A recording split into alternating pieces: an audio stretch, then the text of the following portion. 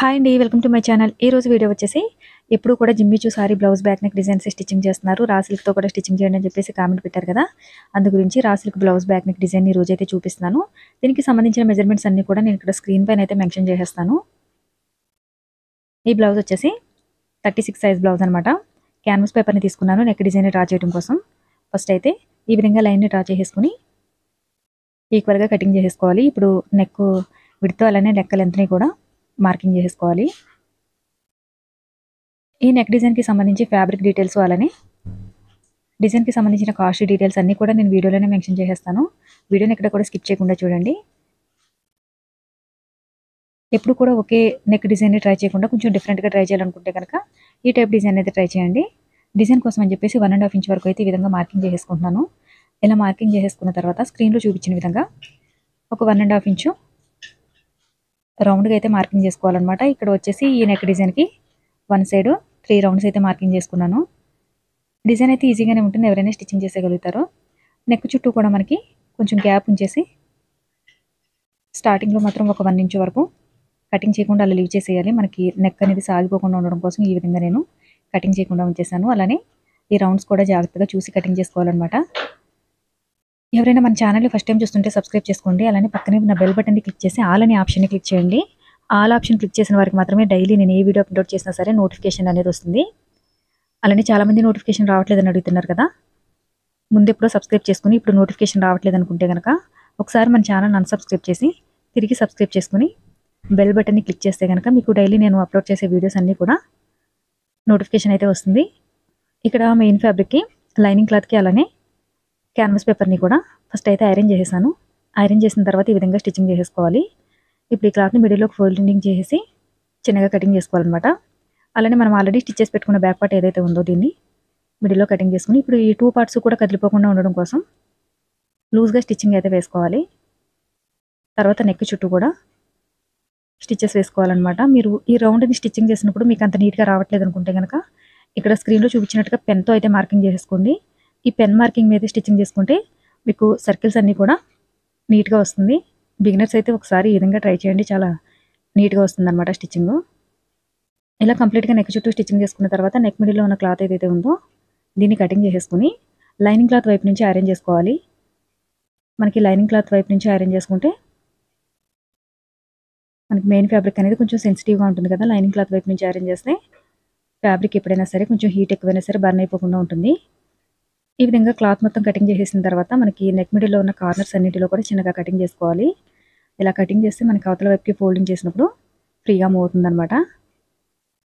ఈ డిజైన్ కోసం యూజ్ చేసిన ఫ్యాబ్రిక్ వచ్చేసి ఇది రా సిల్క్ క్లాత్ అనమాట. అలానే దీన్ని డిజైన్ కోసం అని చెప్పేసి వైట్ కలర్ క్లాత్ తీసుకున్నాను. మనకి మెయిన్ ఫ్యాబ్రిక్ వచ్చేసి 1 మీటర్ తీసుకోవాలి. డిజైన్ కోసం అని చెప్పేసి ఒక పావు మీటర్ అయితే క్లాత్ తీసుకుంటే సరిపోతుంది. 1.25 మీటర్‌లో ఈ డిజైన్ అయితే ఈజీగా స్టిచ్చింగ్ చేసేసుకోవచ్చు. అలానే దీని స్టిచ్చింగ్ చార్జెస్ వచ్చేసి మనకి లైనింగ్ బ్లౌజ్ 400 రూపీస్ నుంచి 500 రూపీస్ లోపు ఉంటే గనక దీని స్టిచ్చింగ్ చార్జెస్ వచ్చేసి మనం 1000 నుంచి 1100 రూపీస్ వరకు తీసుకోవచ్చు. నెక్ చుట్టూ ఒక పావు ఇంచ్ అయితే గ్యాప్ ఉంచేసి స్టిచెస్ వేసేస్తున్నాను.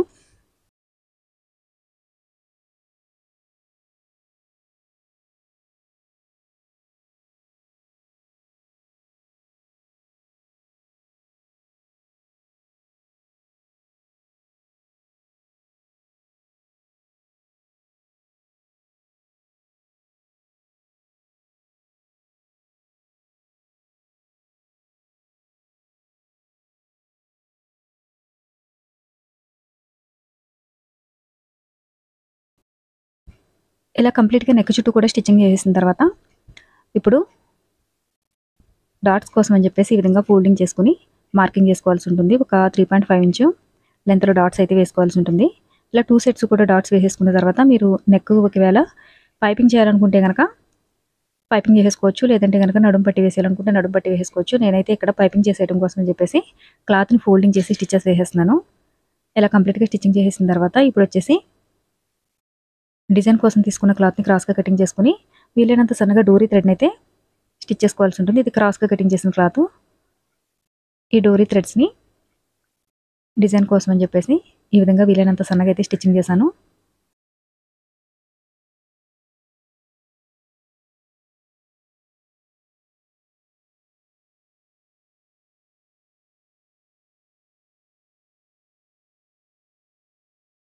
ఇలా స్టిచ్ చేసి పెట్టుకున్న డోరీ థ్రెడ్స్ని ఒక 4 ఇంచెస్ పొడవులు అయితే కటింగ్ చేసి పెట్టుకోవాలన్నమాట. మనకి నెక్ చుట్టూ ఎన్ని పీసెస్ అయితే అవసరం అవుతాయో అన్నింటినీ కూడా ఈ విధంగా కటింగ్ చేసేసుకుని పక్కకు ఉంచేసుకోవాలి. ఇప్పుడు 2 థ్రెడ్స్ని అయితే తీసుకుని స్క్రీన్లో చూపించిన విధంగా స్టిచ్ చేసుకోవాల్సి ఉంటుంది.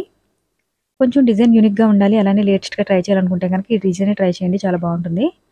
డబుల్ కలర్ కాంబినేషన్ ఉంటే డిజైన్ ఇంకా నీట్గా ఉంటుందన్నమాట. మనకి ఈ సారీలో 2-3 కలర్స్ వస్తాయి కదా, అటువంటిప్పుడు కలర్ కాంబినేషన్ చూసి సెట్ చేసుకుని డిజైన్ని స్టిచ్చింగ్ చేస్తే కనుక చాలా బాగుంటుంది.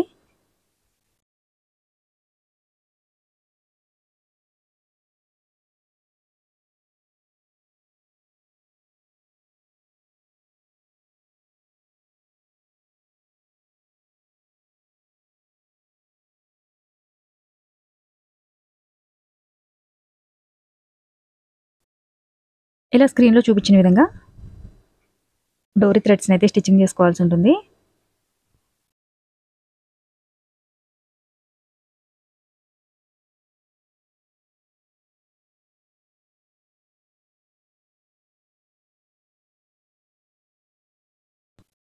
ఇలా కంప్లీట్గా స్టిచ్చింగ్ చేసేసుకున్న తర్వాత ఇప్పుడు డిజైన్ కోసం అని చెప్పేసి నేను ఇక్కడ లైన్ అయితే మార్కింగ్ చేసేస్తున్నాను. ఈ విధంగా లైన్ మార్కింగ్ చేసుకున్న తర్వాత దీన్ని మిడిల్లోకి ఫోల్డింగ్ చేసేసి ఈ లైన్ అవతల వైపును కూడా పడేలాగా ఈ విధంగా చూసుకోవాలి.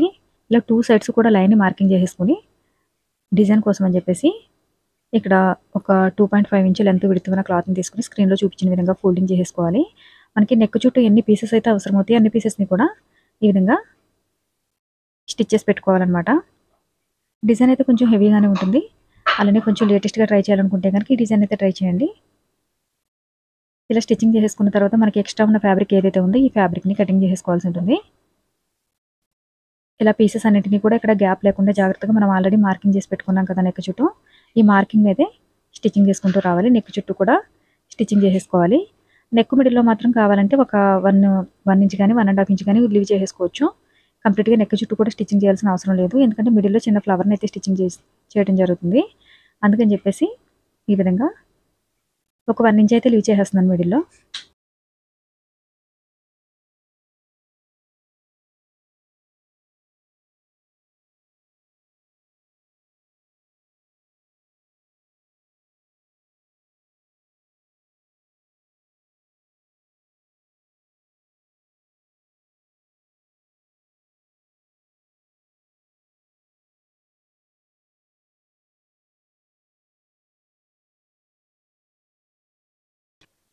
ఇలా 1 ఇంచ్ అయితే మిడిల్లో లీవ్ చేసేసి నెక్ చుట్టూ కూడా వీటిని ఈ పీసెస్ అన్నింటినీ స్టిచ్చింగ్ చేసేస్తున్నాను. ఈ పీసెస్ని కవర్ చేయడం కోసం అని చెప్పేసి మనం లేస్ కానీ లేదంటే క్లాత్తో కానీ కవర్ చేసేసుకోవచ్చు. నేనైతే ఇక్కడ లేస్ని అయితే యూజ్ చేస్తున్నాను.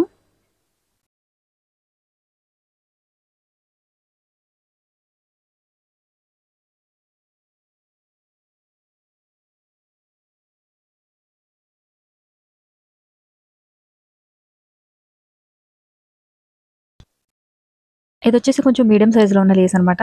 మీరు కావాలనుకుంటే కొంచెం వెడల్పుగా ఉన్న లేస్ని తీసుకున్నా పర్వాలేదు. ఈ లేస్ని మనం స్టిచ్చింగ్ చేసిన ఈ పీసెస్ ఏవైతే ఉన్నాయో వీటి థ్రెడ్స్ అనేవి బయటికి రాకుండా నీట్గా కవర్ అయ్యేలాగా చూసుకుని స్టిచ్చింగ్ చేసుకోవాలి. డబుల్ స్టిచ్చింగ్ వేసుకున్నా సరే బాగానే ఉంటుంది. ఈ విధంగా స్టిచ్చింగ్ చేసేసుకున్న తర్వాత ఇప్పుడు నెక్ మిడిల్లో చిన్న ఫ్లవర్ లాగా అయితే స్టిచ్చింగ్ చేసేసి ఆ ఫ్లవర్ని అయితే స్టిచ్చింగ్ చేసేసుకోవచ్చు. మరి పెద్దగా ఉండే ఫ్లవర్ కాకుండా కొంచెం ఒక 3-4 పీసెస్తో ఫ్లవర్ని అయితే స్టిచ్చింగ్ చేస్తున్నాను అనమాట. ఇలా నెక్ చుట్టూ కంప్లీట్గా లేస్ని స్టిచ్చింగ్ చేసేసిన తర్వాత ఇక్కడ వచ్చేసి పైపింగ్ చేసేసాను. నడుము దగ్గర కూడా వైట్ కలర్ క్లాత్ని తీసుకుని ఈ విధంగా పైపింగ్ చేసేసాను.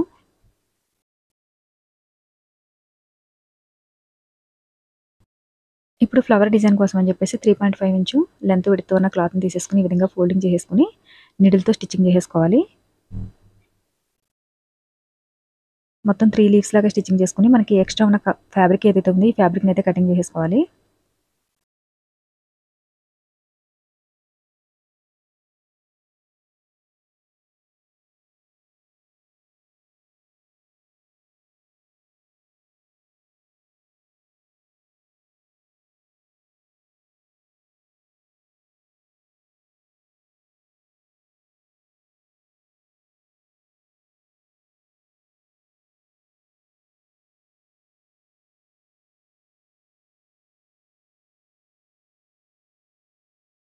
ఇలా మనం స్టిచ్ చేసి పెట్టుకున్న 3 లీవ్స్ని కూడా ఒక ఫ్లవర్ డిజైన్లో అయితే స్టిచ్ చేసేసుకుని మిడిల్లో అయితే చిన్న బటన్ అయితే స్టిచ్చింగ్ చేసేస్తున్నాను. వీడియో నచ్చితే లైక్ చేయండి. అలానే వీడియో ఎవరికైనా యూజ్ అవుతుంది అనుకుంటే షేర్ చేయండి. సైడ్ ఉన్న డిజైన్లో మాత్రం మీడియం సైజులో ఉన్న బీడ్స్ అయితే నెక్ చుట్టూ కూడా స్టిచ్చింగ్ చేసేస్తున్నాను. సేమ్ సైజ్ బీడ్స్ని నెక్ మిడిల్లో మనం డిజైన్ ఏదైతే స్టిచ్చింగ్ చేసామో ఆ డిజైన్లో కూడా స్టిచ్చింగ్ చేసేసుకోవాలి.